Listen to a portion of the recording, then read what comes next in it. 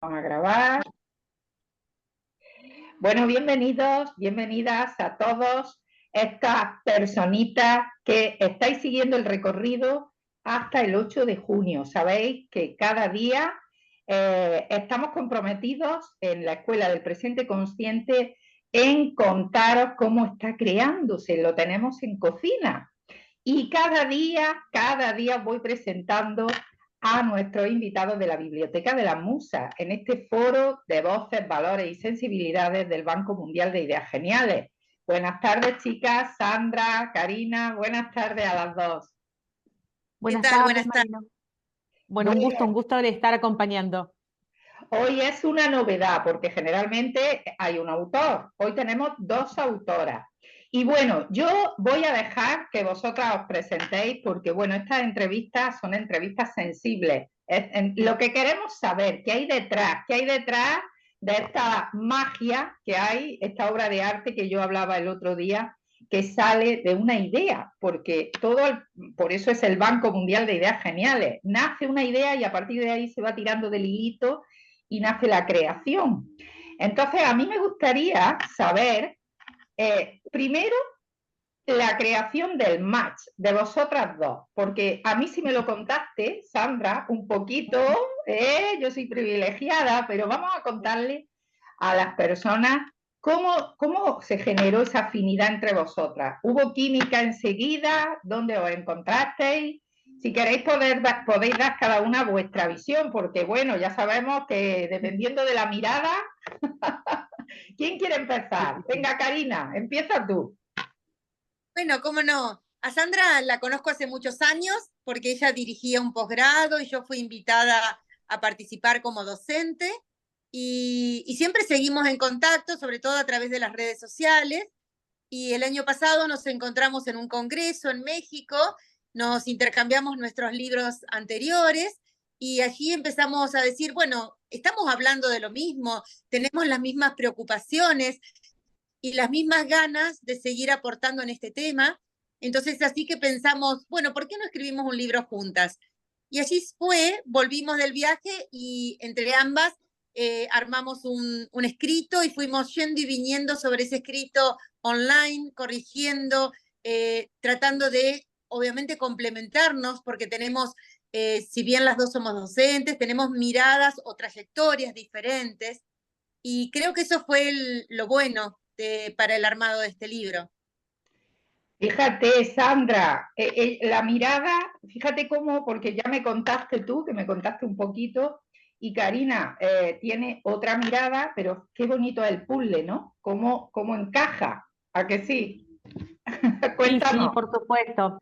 Bueno, quizás también esto tiene una esencia porque para quienes nos están conociendo, bueno, somos argentinas, se habrán dado cuenta también por nuestro formato y nuestra forma por ahí de comunicarnos y bueno, esto de unirnos, del trabajo en equipo, es como que también nos atraviesa dentro de la profesión y en las prácticas.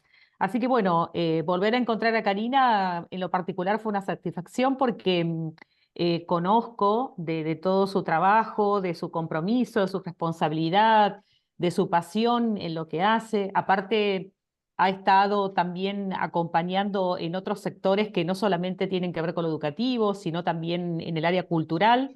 Y me pareció fantástico que, bueno, que podamos unirnos, en este caso, en este texto, en este libro que está armado, está diseñado, creado por y para las infancias y por supuesto para que, bueno, sea un material altamente asequible a todos aquellos profesionales, especialistas, docentes y principalmente las familias que, bueno, que estén en relación directa con niños y niñas, ¿no?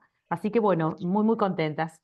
A mí me llegó enseguida esa esencia, porque bueno, ya sabéis que soy educadora, los que más me conocéis, y cuando me llegó la energía, porque nos conocemos de redes, estas redes bondadosas y benéficas que también están, en la red también hay tanto valor, y me llegó que puede ser un material práctico y trascendente en las familias, ¿no? Y luego, por supuesto, en el acompañamiento de los docentes. Karina, tú eres docente y aportas. ¿Qué tiene de diferente de vosotras? Aunque el día 8 de junio hablemos de forma mucho más práctica del libro, ¿qué tiene diferente en cuanto a sensibilidad, en cuanto a acercarnos a las personas, esto que habéis hecho vosotras, esta mezcla preciosa que habéis unido de las dos? ¿Qué podrías tú aportar que va a acompañar a las familias y a los docentes? Bueno, yo creo que aporta una nueva mirada a lo que es la escuela. Yo hace más de 30 años que vengo investigando, que trabajo el tema de la escuela, de la escolaridad, de cómo mejorar la educación. Y en este caso estamos hablando de las infancias, y hablamos de las infancias en plural, hablamos de los niños, obviamente desde antes de nacer casi, hasta esta primera infancia, y sobre todo hablamos de la emoción, algo que todavía en la Argentina cuesta mucho comprenderlo, cuesta mucho incorporar, esta idea que la inteligencia no es única, no es abarcativa y no somos seres racionales, sino que el aporte que nosotros queremos hacer es cómo somos seres emocionales, cómo la emoción nos atraviesa cotidianamente y obviamente también en la escuela. Y a su vez creo que el aporte de Sandra, que a mí me complementó, es esta mirada neuropsicoeducativa, que ella tiene una gran formación en este sentido, y cómo ella puede hacer una interpretación desde estas disciplinas, y obviamente esto llevarlo a la educación, no solo en la escuela, sino también en los primeros años, que pueden hacer papás, mamás o tíos o abuelas, ¿no? Respecto de las infancias. Claro, es un baile, ¿no, Sandra? Entonces, un baile donde uní la emoción con la neuropsicoeducación. Jolín, qué nombre más largo, Sandra. Sí, es un nombre más largo, pero en realidad ha venido a aportar muchísimo a todos los marcos teóricos tradicionales que ya conocemos. Y por eso nosotros hablamos con Karina de que esto tiene que ver con un complemento, con sumar a lo que venimos trabajando de las propias prácticas y sobre todo partir de algo que para nosotros es muy importante, que es dar valor a lo que cada docente, cada profesional, inclusive las familias están haciendo en función de los niños y las niñas. O sea, no dejar de lado lo que ya vienen trabajando, sino a su vez tratar de acompañarlos, bueno, con un material muy actualizado, con las últimas investigaciones que estamos conociendo al respecto. Y este tema de la neuropsicoeducación, un término quizás un poco más largo, pero es porque además de traernos la posibilidad de entender, de comprender el cerebro del niño en función de cómo aprende, y no desde una mirada estrictamente biológica, sino también incorporar todo lo que tiene que ver con la psicología, la psicopedagogía y por supuesto la educación, hay algo importante en esto que estamos trabajando, que es dar elementos para justamente que ese niño y esa niña pueda crecer y desenvolverse en la vida. Qué O bueno. sea, ser mejores personas, Mm. tratar de apoyar tanto en las familias como en las escuelas en este desarrollo de habilidades, capacidades, comportamientos, en un contexto que en el mundo está siendo cada vez más difícil y complejo.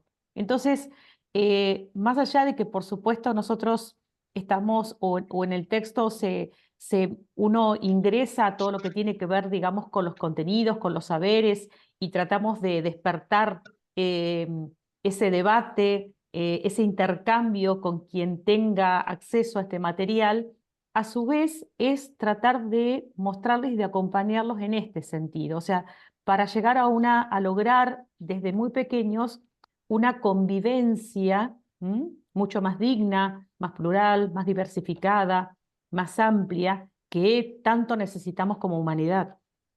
Desde luego es así. Y me ha sorprendido, Karina, que fíjate, has dicho que todavía cuesta que llegue, que no hay solo una inteligencia, que la emoción domina al ser humano. De hecho, es una realidad, por lo menos en lo práctico. Es decir, me ha llamado la atención. Todavía hay una resistencia, Karina, en la Sí, docencia. ¿En la docencia también? Yo no sé si la palabra es resistencia, yo creo que es más desconocimiento, porque si Mm, bien hace más de 30 años que venimos hablando de las inteligencias múltiples mm, y obviamente ya hay una reconfiguración de esos términos, venimos hablando de la inteligencia emocional, pero pareciera que cuesta llevarlo a las prácticas educativas, porque los docentes quizás conocen la temática, pero no mirar a ese niño o a esa niña como una inteligencia puramente matemática, puramente racional. claro. Entonces, aquel niño que es inteligente en la escuela es aquel que le va bien en matemática, pero si le va bien en educación física, no es bueno, decimos aquí, es un vago, ¿no? Y creo que eso es la mirada que tenemos que empezar a cambiar. Como un niño no es solamente una capacidad determinada, como quizás sí se definía hace 30 o 40 años atrás. Yo soy profesora de psicología y la primera definición de psicología ya en los años 80 nos decían que era una capacidad heredada, es decir, algo como un compartimento estanco. Hoy, por suerte, hablamos, o por las investigaciones, hablamos de, obviamente, de las inteligencias y sobre todo de la inteligencia emocional, cómo atraviesa esas inteligencias, ¿no? Por eso en el aula, y en casa, por supuesto, el aula es tan importante trabajar las cuestiones emocionales, valorar a ese niño o esa niña en función de las emociones que lo están atravesando. Creo que eso es fundamental. Bueno, yo de verdad, es que no sabéis cómo me emociono, casi lloro. Porque, bueno, yo ya le dije a Sandra, hablé un ratito de cómo me emociona, ¿no? La evolución de esas inteligencias múltiples y cómo ahora las múltiples sensibilidades y cómo el ser humano se está proyectando desde un ser mucho más completo, más integrado. Yo quiero saber, porque bueno, ya sabemos que este libro estamos deseandito. ¿Cómo es el título? Por favor, decidlo. El título. El título es Neuropsicoeducación en las infancias. Bueno, pues el libro tenéis que estar todos y todas. Yo ya estoy deseandito cogerlo y practicarlo.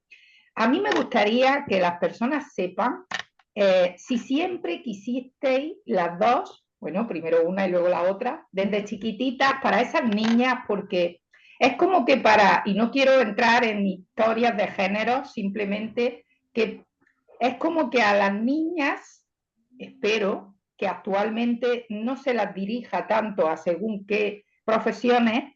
¿Vosotras cómo lo tuvisteis cuando fuisteis pequeñas? ¿Ya sabíais quiénes queríais ser profesionalmente? ¿Estáis cumpliendo un sueño o no? ¿O estáis en el camino? ¿Quieren? Bueno, Yo,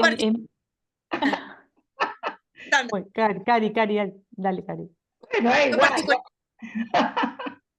desde muy chiquitita admiraba a las maestras que enseñaban y me gustaba esto, ¿no? De lograr que esa otra persona pueda ir construyendo un saber. Y amé siempre la docencia, estudié una escuela secundaria con orientación docente y bueno, obviamente yo hice un primer profesorado de filosofía, pedagogía en los años 80 y después, bueno, otras carreras, otros posgrados y siempre fue referido a la educación y a cómo mejorar la educación. Y tanto como a ti, a mí también me emociona cuando puedo ver, ¿sí? Algo que cambia la educación, que cambia no solo la escuela, insisto, sino esas infancias, esos centros donde los niños acuden cuando son muy pequeñitos, cómo hay que mirar esa educación, sobre todo en una etapa tan plástica, tan moldeable, y que podemos hacer tantos para formar niños o personas felices. Creo que esa es nuestra gran función, que en la adultez sean personas felices, personas conformes, cómo han llevado su vida. Y esto, obviamente, la educación es fundamental en este sentido. Totalmente. Ay, qué bien que estés cumpliendo un Sí. sueño, Karina. Cuánto me alegro. ¿Y tú qué tal, Sandra? Bueno, en mi caso prácticamente vamos por el mismo camino, o sea, de muy pequeña, bueno, yo también hice mi formación en colegios con orientación en la formación docente. Em, Luego empecé a incursionar en un profesorado también, una de mis primeras carreras, pero más que nada que tenía que ver con esto de qué nos está pasando ante algo que no conocemos. Siempre fui muy curiosa, me encanta la ciencia y siempre me gustó ir un poquito más allá, ¿no? Y bueno, me mostraban algo e intentaba ver por qué se daba de esa manera, cómo se podía cambiar, qué otra cosa yo podía hacer para poderlo a lo mejor sustituir con un recurso, con el otro, o sea, demasiado curiosa. Y eso me llevó, bueno, a hacer mis primeras, digamos, estudios en relación a todo lo que tiene que ver con la biología humana, con la bioquímica. Y bueno, y después la aparición de las neurociencias es como que, bueno, vinieron a darme, como creo que en parte te lo comenté en un momento, Mariló, esta frutillita del postre, como decimos aquí en Argentina, en el sentido de que empezaron a caer esos elementos que digo, ah, entonces esto va por aquí, pero siempre tratando de ver cómo portarlo y acercarlo especialmente a la escuela. Por ahí, por una simple razón, también, digamos que, y esto sí lo voy a contar, los que me conocen ya lo saben, mi hermano menor, a los 3 meses de edad, bueno, a raíz de una otitis, termina en un estadio de meningitis y eso, bueno, le provocó ciertas complejidades neurobiológicas que, bueno, no fueron graves, digamos, en un estadio más simple y moderado, pero bueno, hizo que como familia tuviéramos que transitar toda una escolaridad, y estamos hablando ya de 40 años atrás, muy difícil, muy compleja, todavía no se conocían los elementos que hoy se conocen, las escuelas estaban mucho más arraigadas a esa educación tradicional y rigurosa de absoluta incorporación de información, sin pensar en las particularidades características de los niños,